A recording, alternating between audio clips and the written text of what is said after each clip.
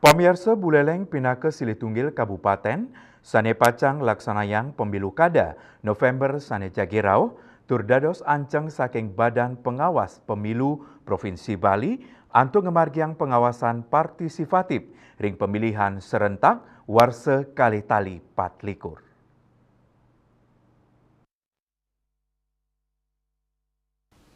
Panglimbak dinamika politik di Buleleng Sayan Ageng Saihang Sareng Sia Kabupaten Kota Provinsi Bali.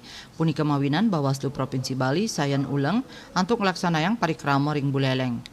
Kodim Pencegahan Partisipasi Masyarakat dan Humas Bawaslu Provinsi Bali Ketut Aryani nyarengang krama antuk sinarengan nureksain sah nyelehin pemargin pemilu mawinan dugaan pelanggaran kirang pisan kauningin pengawas pemilu. Kasus yang terjadi di pemilu 2024 itu masih menunjukkan bagaimana kita selaku pemilih masih belum cermat, masih belum paham terkait dengan regulasi dan aturan. Kenapa saya katakan demikian? Di beberapa tempat di Kabupaten Buleleng, di beberapa TPS khususnya di Kecamatan Buleleng, satu ada penganiayaan pada saat pelaksanaan pemilu. Kedua ada pemungutan suara ulang. Itu terjadi di Kecamatan Banjar, keduanya di Pedawa dan di Temukus.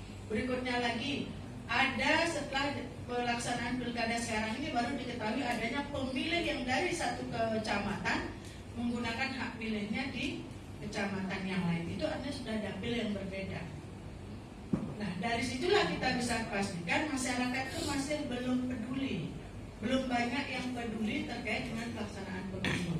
Pertanyaan Dani Nugesang Pendidikan Pengawasan Partisipatif Kelaksanayang Majeng Samian Bagakrama ring wilayah Kabupaten Kota utawi nasional inggih punika pemilih pemula, penyandang disabilitas, pemilih perempuan, pengurus organisasi kemasyarakatan, tokoh agama, pelajar, mahasiswa, miwah masyarakat hukum adat.